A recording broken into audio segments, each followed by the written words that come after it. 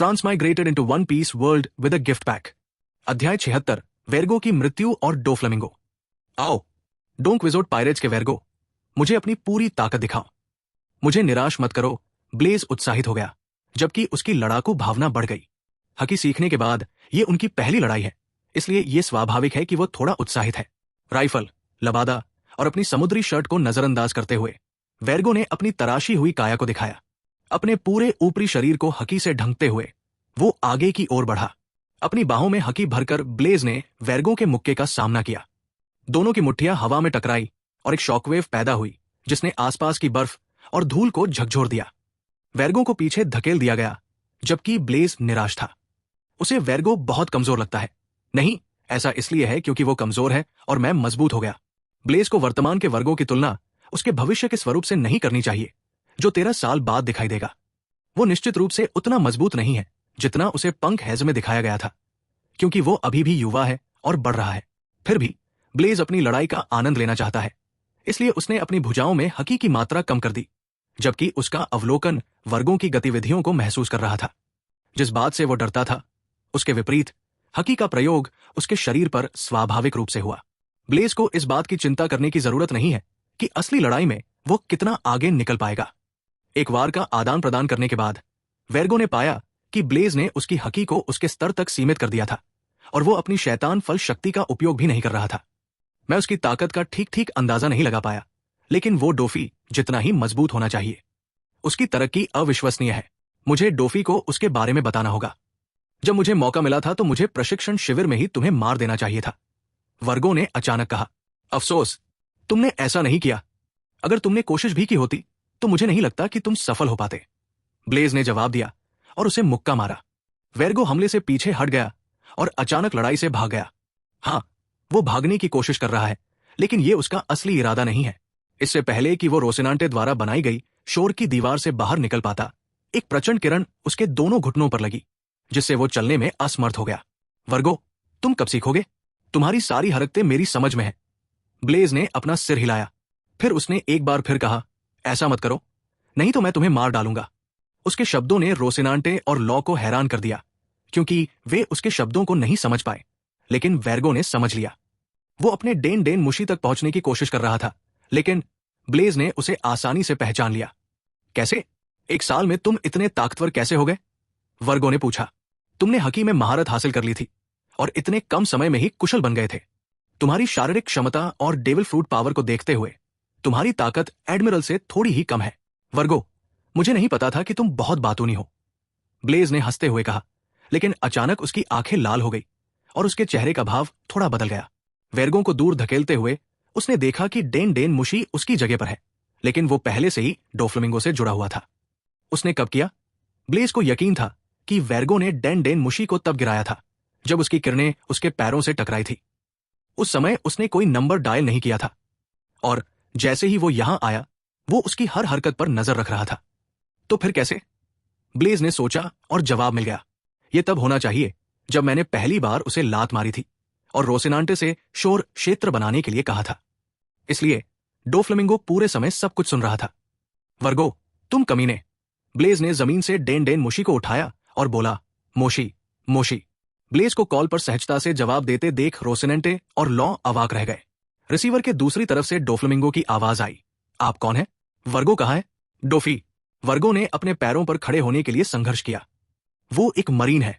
इससे पहले कि वो अपनी बात पूरी कर पाता, ब्लेज ने वर्गो के पास जाकर हकी से उसके गले पर लात मारी। चूंकि वो समय पर प्रतिक्रिया नहीं कर सका, इसलिए लात ने सीधे उसकी सांस की नली को कुचल दिया। आपका अधीनस्थ बहुत ही उपद्रवी है, वो चुप क्यों नहीं रह सकता? ब्लेज ने असहाय स्वर में कहा। ओई, तुमने वेर्गो के साथ क्या किया? डोफ्लेमिंगो चिल्लाया। अगर उसे कुछ हो गया तो? रुको, जब से मैंने उसकी सांस की नली को कुचला है तब से उसे सांस लेने में दिक्कत हो रही है। अगर तुम्हारे पास कोई आखिरी शब्द हो तो उससे कहो, ब्लेज बोला और डेन डेन मुशी को वेर्गो के बगल में रख दिया। वेर्गो ने एक पल के लिए संघर्ष किया और फिर अपनी किस्मत को स्वीकार करते हुए शांत हो गया। शानदार। ब्लेज ने अपने दिल में वेर्गो की मानसिक दृढ़ता की प्रशंसा की। हालांकि उसने अपनी सांस की नली को कुचल दिया था, लेकिन वर्गो आसानी से नहीं मरेगा। सांस के बिना भी वो 15 से 30 मिनट तक जीवित रह सकता है। ब्लेज के पास इंतजार करने की सुविधा नहीं है, उसे वहां से चले जाने की जरूरत है, क्योंकि डोफ्लेमिंगो पहले ही मिनियन द्वीप पर उतर चुका है। मूल श्रृंखला के विपरीत उसे नहीं पता कि यहां क्या हुआ, क्योंकि वर्गो ने अभी तक डोफ्लेमिंगो को कुछ भी नहीं बताया है। मुझे खेद है पार्टनर, आपके सभी कामों के लिए धन्यवाद। निश्चिंत होकर जाओ। डोफ्लेमिंगो ने अपने दिल की बात वेर्गो से कही तो वेर्गो थोड़ा मुस्कुराया। जैसे ही डोफ्लेमिंगो ने अपना भाषण समाप्त किया, ब्लेज के हाथ से स्वर्ण तलवार की ऊर्जा निकली और उसके हाथ की एक हल्की सी लहर से उसने वेर्गो का सिर धड़ से अलग कर दिया। उसके काम में कोई हिचकिचाहट नहीं थी। उसके बाद सन्नाटा छा गया। डोफ्लेमिंगो ने भी हल्की कटने की आवाज सुनी। उसे पता चल गया कि वेर्गो मर चुका है। डोफ्लेमिंगो ने फिर ब्लेज से कहा, आप दोनों के बीच पहले हुई बातचीत से लगता है कि आप वर्गों के परिचित व्यक्ति हैं। शायद आप उसी प्रशिक्षण शिविर से हैं। वेर्गो ने एक बार मुझे एक दिलचस्प मरीन रिक्रूट के बारे में बताया था, जिससे वो प्रशिक्षण शिविर में मिला था, जिसमें प्रभावशाली प्रतिभा और ताकत थी।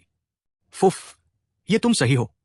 अपने हाथ से रिसीवर रोकते हुए ब्लेज ने लॉ से फुसफुसाते हुए कहा, क्या तुमने डोफ्लेमिंगो की हंसी सुनी? ये रोंगटे खड़े कर देने वाली थी। क्या उन्होंने ऐसे समय में मेरे साथ मजाक करने की कोशिश की? ब्लेज की उदासीनता से लॉ हैरान और स्तब्ध थी।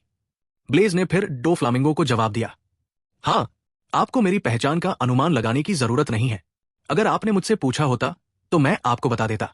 ध्यान से सुनो, मेरा नाम ब्लेज है और मैं ईस्ट ब्लू से मरीन का लेफ्टिनेंट कमांडर हूं। क्या यह पर्याप्त है या आप चाहते हैं कि मैं अपनी उम्र, लिंग, ऊंचाई और अन्य बातें बताऊं? रुको, तुम मिनियन आइलैंड में हो, है ना?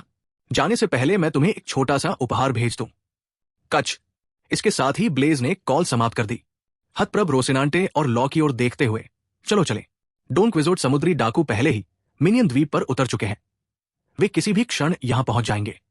क्या तुमने अभी डोफ्लेमिंगो से झगड़ा नहीं किया था? अब तुम भागना क्यों चाहते हो? लॉ ने हैरान स्वर में पूछा। ब्लेज ने उसके सवाल का जवाब नहीं दिया। उसने लॉ, रोसिनांटे को चुना और द्वीप केंद्र से भाग गया।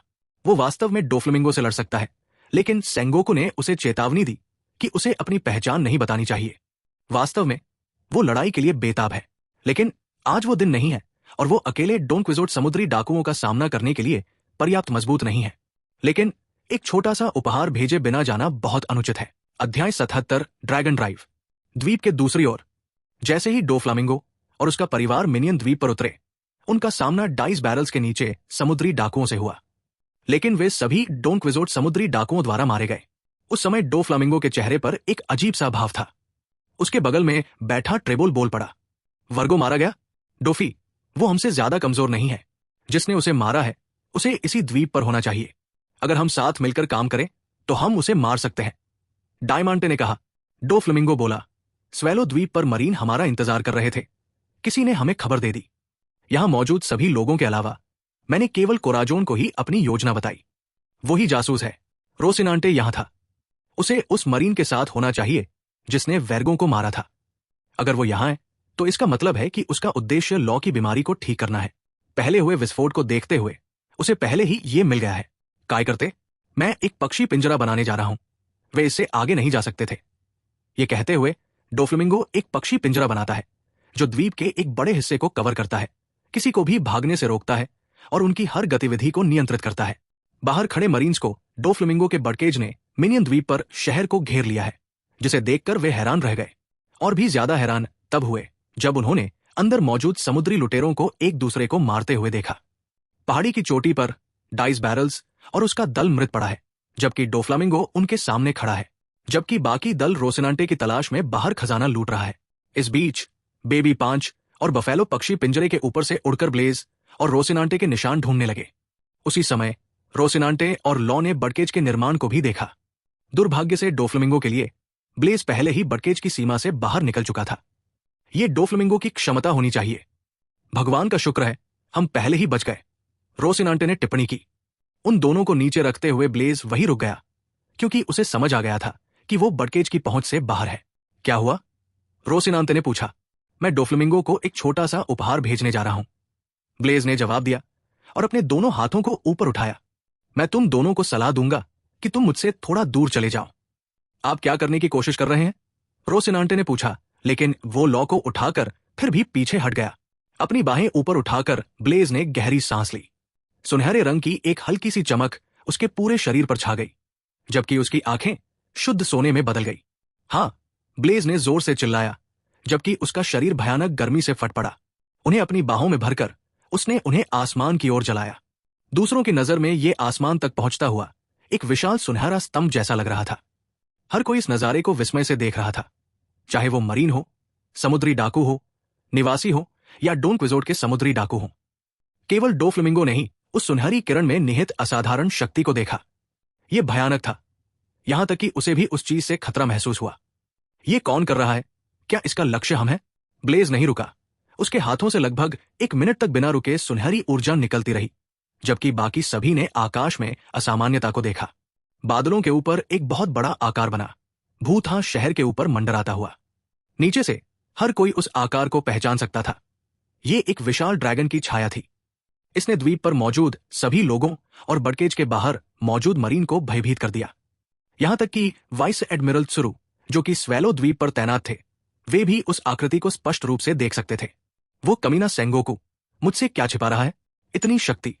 वो बड़बड़ाते हुए सुनहरे ड्रैगन को देखती है, जिसका सिर खुला हुआ है और शरीर का बाकी हिस्सा अभी भी बादलों में छिपा हुआ है। गर्जन! एक जोरदार दहाड़ के साथ सुनहरे ड्रैगन ने स्वयं को प्रकट किया, जिससे नीचे उपस्थित सभी लोग भयभीत हो गए। इस बीच डॉन विजोटे समुद्री डाकू पहाड़ी के ऊपर स्थित हवेली के बाहर इकट्ठे हुए और पक्षी पिंजरे के ठीक ऊपर मंडराते हुए सुनहरे ड्रैगन को देखने लगे। मुझे ऐसा क्यों लग रहा है कि गोल्डन ड्रैगन हमारी ओर देख रहा है? ग्लेडियस ने बड़बड़ाया। डोफ्लेमिंगो और अन्य लोगों ने इस विचित्रता को देखकर मुंह बनाया। वर्तमान में ब्लेज गोल्डन ड्रैगन के माध्यम से डोफ्लेमिंगो और उसके चालक दल को देख रहा था, क्योंकि वो सीधे उससे जुड़ा हुआ था। मुझे उम्मीद है कि तुम्हें यह उपहार पसंद आएगा, डोफ्लेमिंगो। ब्लेज ने मुस्कुराते हुए हमला किया। सुनहरे ड्रैगन ने एक और दहाड़ लगाई और डोन क्विजोट समुद्री लुटेरों की ओर भागा। भाड़ में जाओ, ये वास्तव में हमें निशाना बना रहा है। क्या यह शैतानी फल की क्षमता है? ग्लेडियस ने शाप दिया। ड्रैगन उल्का तूफान, ड्रैगन डाइव, यह हंटर एक्स हंटर से जेनोजोल्डे की क्षमता थी।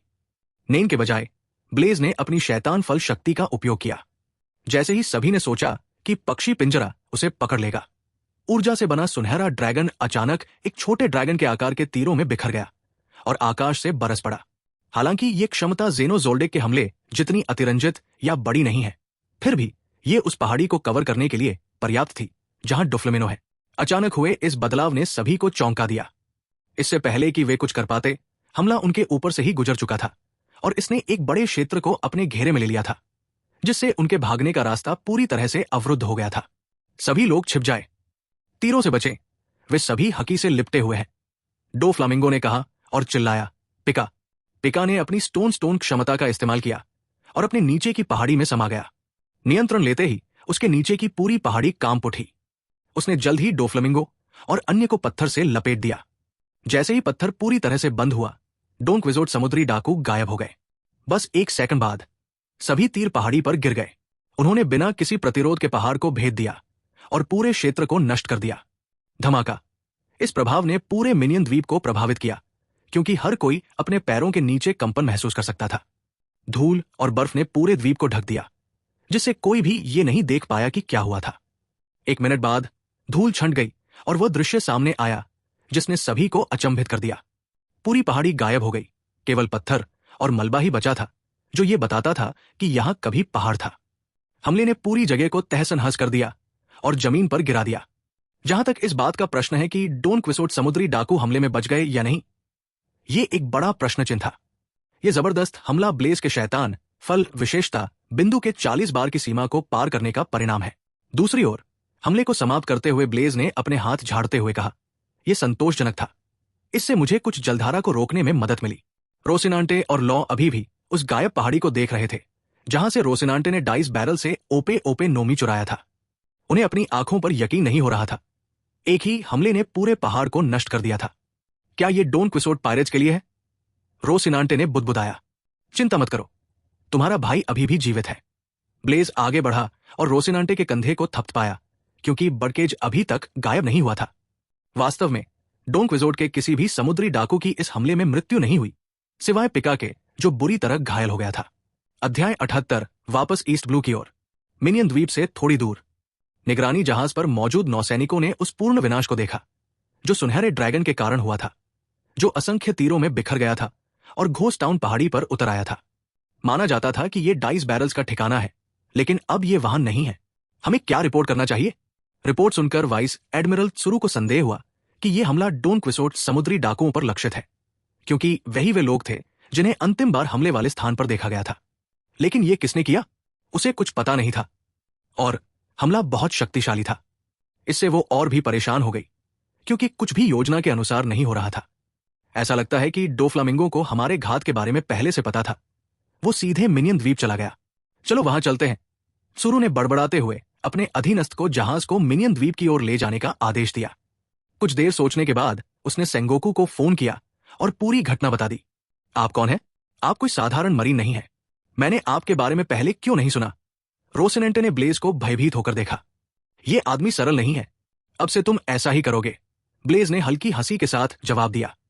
क्या हम चले? सेंगोकू-सान ने मुझे तुम्हें खुद लाने के लिए कहा है। जैसे ही उसने पूछा, रोसिनांटे बिना किसी हिचकिचाहट के घुटनों के बल बैठ गई और विनती करने लगी। आप मुझे ले जा सकते हैं, लेकिन कृपया लॉ को जाने दीजिए। एक बार जब विश्व सरकार उसे पकड़ लेगी तो वे अधिक शक्ति के लिए उसे बलिदान करने में संकोच नहीं करेंगे। वो अभी भी युवा है। मैं नहीं चाहता कि उसे रोका जाए। तुम मुझे ले जा सकते हो। मैं सेंगोकू-सान को समझा दूंगा और जो भी सजा होगी उसे स्वीकार करूंगा। कृपया, मैं तुमसे विनती करता हूं। ब्लेज ने रोसिनांटे की ओर देखा और कहा, यदि तुम मेरी शर्त मान लो तो मैं उसे जाने दूंगा। क्या बात है? मैं कुछ भी स्वीकार कर लूंगा। मैं तुम्हें अपनी यूनिट में चाहता हूं। ब्लेज ने अपनी शर्त बताई। रोसिनांटे एक जानकार व्यक्ति है और उसका शैतानी फल एक दुर्लभ वस्तु है। उसे अपनी यूनिट में रखने से ब्लेज को भविष्य में मदद मिलेगी। कोई बात नहीं, रोसिनांटे सहमत हुए। ठीक है, चलो यहां से चलते हैं। तुम्हारी चोटें गंभीर नहीं है, लेकिन उन्हें उपचार की जरूरत है। ब्लेज ने उसके घावों को देखते हुए कहा। रोसिनांटे फिर लॉ के सामने झुकी और बोली, लॉ, ये तुम्हारा मौका है। कहीं चले जाओ। बहुत दूर, बहुत दूर। अब तुम्हें कुछ भी नहीं बांधेगा। न व्हाइट सिटी की लोहे की सीमाएं, नहीं तुम्हारी छोटी हुई उम्र। अब तुम्हें कुछ भी नहीं रोकेगा। अब तुम सचमुच आजाद हो। अपना जीवन जियो। हम भविष्य में फिर मिलेंगे। नहीं, कोराजोन, मैं नहीं जाना चाहता। क्या तुमने नहीं कहा था कि हम दोनों ही दुनिया की यात्रा करेंगे? लॉ ने रोते हुए कहा। मैंने झूठ बोला। सच तो यह है कि मैं एक मरीन हूं। मैं अपना कर्तव्य नहीं छोड़ सकता। रोसिनांटे मुस्कुराया। मुझे पता है, मैं तुमसे नफरत करता हूं। लॉ ने अपने दिल में सोचा। ब्लेज को पता था कि अगर वो पहल नहीं करेगा तो यह खत्म नहीं होगा। इसलिए उसने रोसिनांटे को कॉलर से पकड़ा और द्वीप से दूर भाग गया। लॉ ने उसका पीछा करने की कोशिश की, लेकिन वो धूल में रह गया। कानून, अच्छी तरह जियो, रोसिनांटे चिल्लाया और अपनी आंखें बंद कर ली। अगर कुछ भी गलत नहीं हुआ तो लॉ मूल मार्ग पर चलेगा। वो स्वेलो द्वीप पर पहुंचेगा और बेपो से मिलेगा। द्वीप के दूसरी ओर डोन क्विक्सोट समुद्री डाकुओं की मुलाकात वाइस एडमिरल सुरु यूनिट से हुई। वे पहले से ही बुरी तरह से पस्त थे। डोन क्विक्सोट समुद्री डाकुओं के गठन के बाद से ये उनका सबसे बुरा दिन है। अब भी उन्हें नहीं पता कि उन पर किसने हमला किया। यदि ये तथ्य न होता कि उनमें से अधिकांश शक्तिशाली है और उनमें कई शैतान फल उपयोग करता है, तो हमला उन्हें नष्ट कर सकता था। फिर भी ब्लेज के हमले से खुद को बचाने के लिए पिका बुरी तरह घायल हो गए। 2 तीर उनके शरीर में घुस गए, एक उनके पैर में और दूसरा उनके बाएं कंधे में। दुर्भाग्य से क्षेत्र से बाहर निकलते ही उनकी मुलाकात सुरु से हुई, इस समय सबसे खतरनाक दुश्मन। फिर भी वे किसी तरह घायल होकर द्वीप से बच निकले। इस सारे हंगामे से वाइस एडमिरल सुरु को गुस्सा आ गया। वो डोन क्विक्सोट समुद्री डाकुओं पर घात लगाकर हमला करने और उन्हें एक ही झटके में खत्म करने के अपने मिशन में विफल रही। जब डोफ्लामिंगो का जहाज उसकी नजरों से ओझल हो गया तो उसने सेंगोकू को फोन किया और यहां जो कुछ भी हुआ उसे बताया। कुछ भी वैसा नहीं हुआ जैसा उन्होंने योजना बनाई थी। रिपोर्ट सुनकर सेंगोकू के चेहरे पर एक खालीपन सा भाव आ गया। वो अपनी कुर्सी पर वापस बैठ गया और निराशा में अपने हाथों को अपने चेहरे पर रगड़ने लगा। मिशन की असफलता ने उसे उतना प्रभावित नहीं किया जितना कि रोसिनांटे के विश्वासघात ने। आह भरते हुए उसने ब्लेज के डेन डेन मुशी को डायल किया। कुछ घंटियां बजने के बाद ब्लेज ने उत्तर दिया। हेलो, क्या तुमने डोफ्लामिंगो समुद्री डाकुओं पर हमला किया था? सेंगोकू ने पूछा। हाँ, ऐसा लगता है कि आपकी ताकत में और सुधार हुआ है। वहां क्या हुआ? ब्लेज ने धैर्यपूर्वक सब कुछ समझाया। रोसिनांटे द्वारा शैतान का फल चुराना, वर्गों की जासूसी, डोफ्लामिंगो की योजना आदि। ओपे ओपे नो मी और लॉ के बारे में रोसिनांटे ने कहा कि वो खुद सेंगोकू को समझाएंगे, इसलिए ब्लेज ने यह काम उन पर छोड़ दिया। आखिरकार ये उनकी जिम्मेदारी है। क्या रोसिनांटे वहां है? हाँ, ब्लेज ने उत्तर दिया। मैं उससे समुद्री डाकू के विषय में कुछ बात करना चाहता हूं, सेंगोकू ने पूछा। ठीक है, मैं डेन डेन मुशी को उसके पास छोड़ दूंगा। ये कहते हुए ब्लेज ने डायल दे दिया और चला गया। 15 मिनट के बाद रोसिनांटे सेंगोकू के साथ मामला सुलझाने के लिए वापस आया। ब्लेज को नहीं पता कि उसने क्या कहा, लेकिन सेंगोकू ने उसे छोड़ दिया। ब्लेज के रोसिनांटे को अपनी यूनिट में रखने के अनुरोध पर वो सहमत हो गया। ब्लेज, सावधान रहना। डोफ्लेमिंगो निश्चित रूप से तुम्हें ढूंढने आएगा, क्योंकि तुमने उसके एक अधिकारी वर्गों को मार डाला है। अच्छा, मैं ईस्ट ब्लू में बोर हो रहा हूं। तुम कब सीखोगे? डोफ्लेमिंगो कोई साधारण आदमी नहीं है। उसके नई दुनिया में बहुत सारे संबंध और प्रभाव है। सेंगोकू ने व्याख्यान दिया। हाय हाय, चिंता मत करो सेंगोकू-सान। ब्लेज ने कॉल समाप्त कर दी। पास के द्वीप पर रोसिनांटे के घावों का इलाज करने के बाद वे अगले दिन ईस्ट ब्लू लौट आए। अध्याय 79, फूशा गांव। पूर्व नीला। रोसिनांटे को बचाने और वेर्गों को मारने के इनाम से सीधे तौर पर उसके संविधान और शैतान फल की विशेषताओं में एक का सुधार हुआ। ब्लेज ने अपने स्टेटस पैनल की जांच की। नाम ब्लेज हंट। व्यवसाय मरीन। संविधान 51.1। शैतान फल क्षमता 44.9। हकी 35.0। निःशुल्क विशेषता बिंदु 6.8। वो अपनी विशेषताओं से संतुष्ट था। किसी भी चीज से अलग ब्लेज अपने हकी अंक बढ़ाना चाहता था, क्योंकि वह इसके महत्व को बेहतर जानता था। इससे कोई फर्क नहीं पड़ता कि उसका शैतान फल कितना शक्तिशाली है।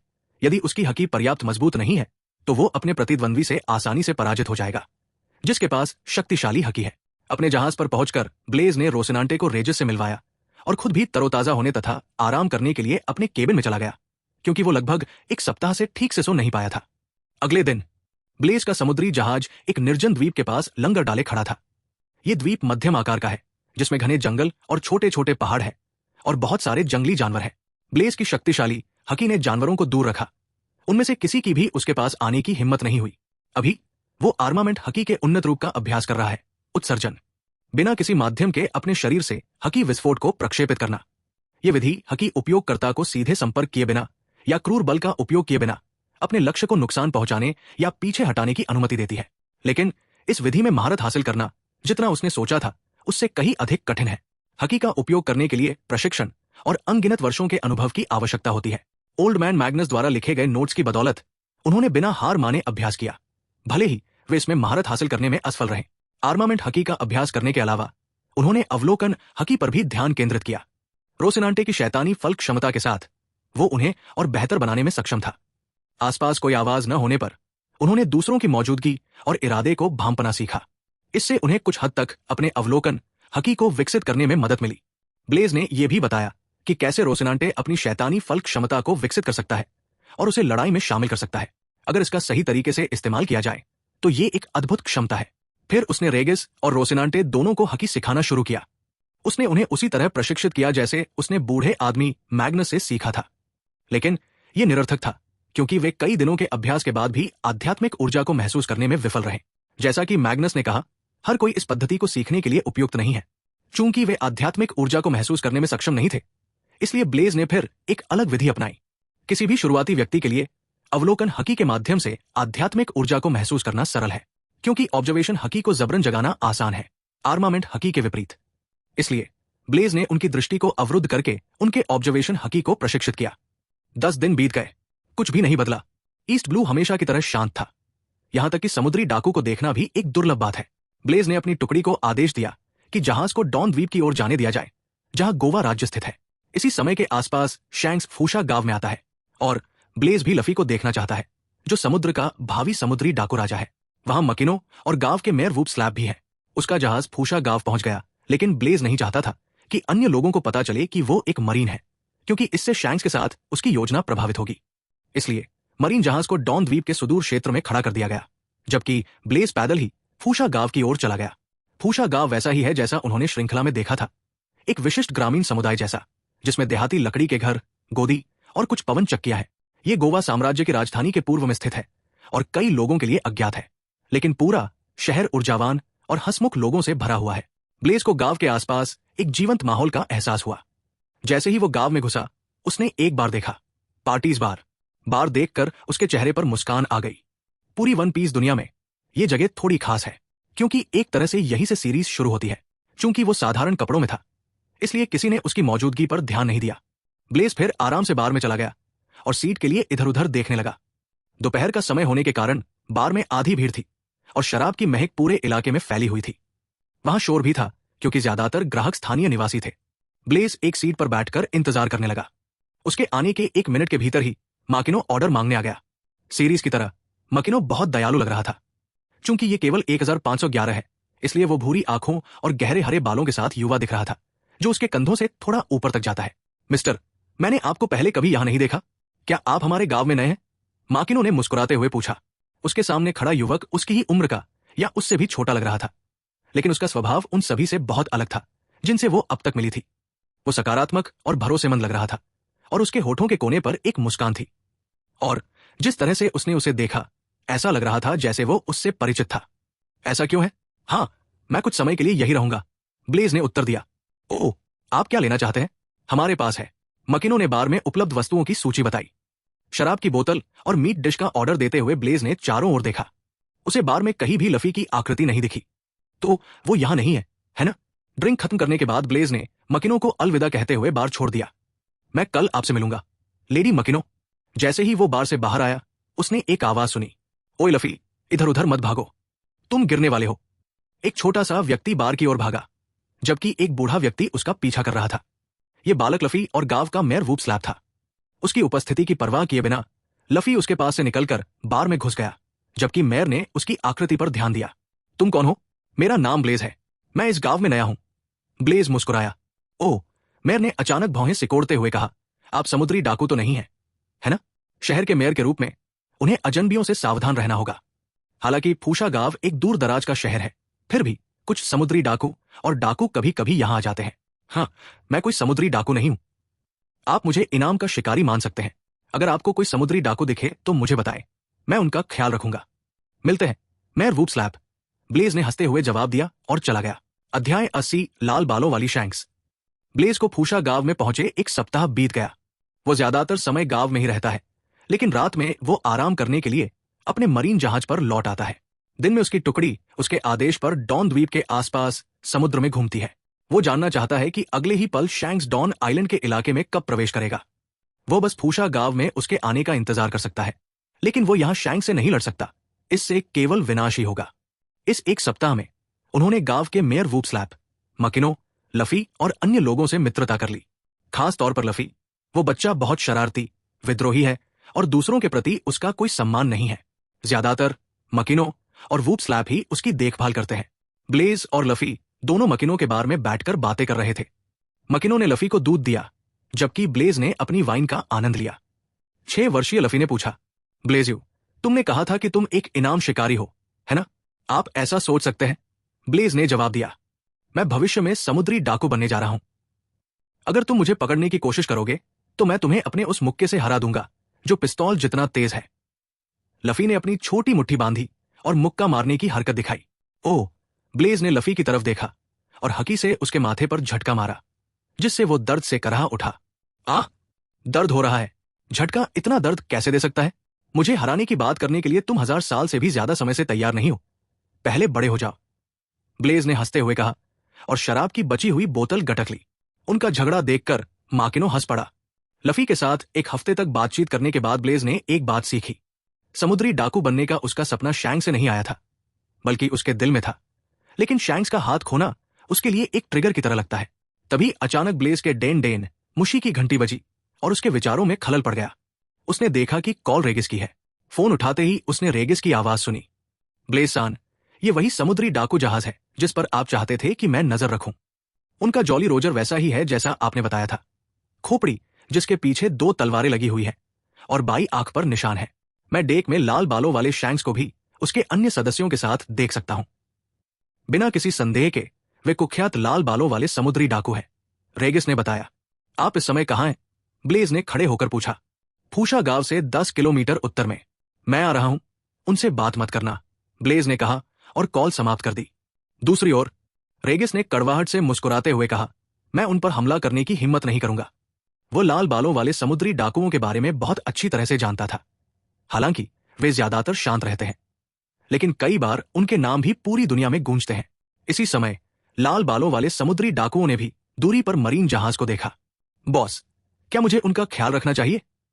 लकी रूक्स ने मांस का एक बड़ा टुकड़ा काटते हुए पूछा। उन्हें छोड़ दो, वे सिर्फ साधारण मरीन हैं। उनसे हमें कोई खतरा नहीं है। इसके अलावा वे समुद्री डाकुओं का झंडा देखकर भी हम पर हमला नहीं कर रहे हैं। शैंक्स ने हाथ हिलाते हुए जवाब दिया। ऐसा लगता है कि जहाज पर किसी ने हमारे जॉली रोजर को पहचान लिया है। बेन बेकमैन ने सिगरेट का कश लेते हुए कहा। हाँ, हमारा नाम ईस्ट ब्लू तक पहुंच गया है, जो चारों समुद्रों में सबसे शांत है। यासोप हंसा। फूशागाव, मैं तुम्हें बाद में देखूंगा। ये कहते हुए ब्लेज का शरीर फड़क उठा और उसने अपना सोरू इस्तेमाल किया। अगले ही पल उसका शरीर गायब हो गया और माकिनो के बार के बाहर फिर से प्रकट हुआ। मकिनो और लफी कुछ भी प्रतिक्रिया नहीं दे पाए थे कि ब्लेज फिर से गायब हो गया। ब्लेज की गति देखकर लफी की आंखें चमक उठीं। ओह, बहुत बढ़िया। मकिनो, क्या तुमने देखा? ब्लेज अभी गायब हो गया। हाँ, ब्लेज अविश्वसनीय गति से उस स्थान की ओर हवा में उछला। वो शैंक्स से मिलने के बारे में सोचकर ही उत्साहित था, जबकि उसकी लड़ाई की मंशा आसमान छू रही थी। अब शैंक्स उतना मजबूत नहीं होना चाहिए जितना वो सम्राट बनने के समय था। वो केवल 1518 के आसपास योन को बन जाता है। अभी उनकी ताकत यों को कमांडर और एडमिरल के स्तर के बीच होनी चाहिए। यह भी एक कारण हो सकता है कि उन्होंने एक ब्रेक लेने का फैसला किया और 1 साल से अधिक समय तक ईस्ट ब्लू को अपना आधार बनाया। उसे प्रशिक्षण और अपने हकी स्तर को सुधारने के लिए समय चाहिए। लेकिन यह सब सिर्फ ब्लेज का अनुमान है। शैंक्स और ड्रैक्युल मिहो के बीच की लड़ाई की चर्चा पूरे ग्रैंड लाइन में गूंजती थी, यहां तक कि ईस्ट ब्लू में आने से पहले भी। इसका मतलब है कि वो पहले से ही बहुत ताकतवर था। शैंक्स अब वास्तव में कितना ताकतवर है, ब्लेज को नहीं पता। वो केवल उससे व्यक्तिगत रूप से लड़ने के बाद ही बता सकता है। ब्लेज को 10 किलोमीटर की दूरी तय करने में ज्यादा समय नहीं लगा। कुछ ही सेकंड में वो उस स्थान पर पहुंच गया। जैसे ही उसने लाल बालों वाले समुद्री डाकू जहाज को देखा, उसका हकी बाहर निकल आया। जहाज पर शक्तिशाली हकी को देखकर शैंक्स के चालक दल के सदस्य तुरंत पूरी तरह सतर्क हो गए। शैंक्स अपने चालक दल के सामने आया और हाथ हिलाकर कहा, तुम लोग पीछे हट जाओ। वो बहुत शक्तिशाली है। शैंक्स बिल्कुल वैसे ही दिखते थे जैसे उन्हें श्रृंखला की शुरुआत में दिखाया गया था। ब्लेज जितना लंबा, करीब 2 मीटर लंबा, स्पष्ट लाल बाल, तन रंग तथा एक द्वितीयक ट्रेडमार्क, उनकी बाई आंख के ऊपर चोट का निशान। उन्होंने रोजर की पुआल वाली टोपी पहन रखी थी और एक साधारण सफेद शर्ट और नीली शॉर्ट्स पहन रखी थी, जबकि उनकी नारंगी कमर की पट्टी पर एक हरे रंग की मूठ वाली कृपाण बंधी हुई थी। ब्लेज और हकी की लड़ाकू भावना को भांपते हुए उसके हाथ उसकी तलवार के झुकाव पर टिक गए, किसी भी क्षण म्यान से बाहर निकलने के लिए तैयार। शैंक्स, ब्लेज की आंखें चमक उठीं। ब्लेज के विजेता की हकी के फटने से हर दिशा में हवा का झोंका आया। ऐसा लगा जैसे उसकी इच्छा शक्ति उसकी लड़ाकू भावना के साथ सक्रिय हो गई हो। एक नई खोज। इसका उपयोग उसके विजेता की हकी को नियंत्रित करने के लिए किया जा सकता है। ब्लेज ने बातचीत शुरू करने में अपना समय बर्बाद नहीं किया। उसने बस अपनी मुट्ठी बंद की और मुक्का मारा। यह सिर्फ शारीरिक ताकत से बना मुक्का था और इससे ज्यादा कुछ नहीं। लेकिन यह ध्यान रखना होगा कि ब्लेज का शरीर 50 फीट बार की सीमा से अधिक था। इसलिए उसके मुक्के से उसके आसपास की हवा बिखर गई और लाल बालों वाले समुद्री डाकू जहाज की ओर उछली। शैंक्स ने अपनी तलवार निकाली और आने वाले हमले पर वार किया। उसकी तलवार ने तेज हवा के प्रवाह से बना अर्धचंद्राकार चाप बनाया। बूम! जिस समय दोनों सेनाएं टकराई, उनके चारों ओर का अंतरिक्ष कांपने लगा, जबकि उनके नीचे का समुद्र टक्कर के बल से 2 भागों में बंट गया। हमले तुरंत समाप्त नहीं हुए, क्योंकि दोनों विजेता हकी ने मोर्चा संभाल लिया और एक दूसरे पर जीत हासिल करने की कोशिश में हवा में ही भिड़ गए। राजाओं का संघर्ष। परिणामी बल ने आसपास के क्षेत्र के आकार को बदल दिया, क्योंकि हवा में दरारें दिखाई देने लगी। ब्लेज की इच्छा शक्ति ने सुनहरे चिंगारियों का रूप ले लिया, जबकि शैंक्स हकी आग की तरह लाल दिखाई दिया। रेजिस और रोसिनांटे, जो काफी दूरी से लड़ाई का निरीक्षण कर रहे थे, को पीछे धकेल दिया गया, जबकि जहाज पर सवार अन्य मरीन सैनिक पूरी तरह से बेहोश हो गए। शैंक्स की ओर से उनका दल इच्छा शक्ति से अप्रभावित होकर जमीन पर डटा रहा, मानो उन्होंने पहले भी अनगिनत बार हाओ शोकू हाकी का अनुभव किया हो।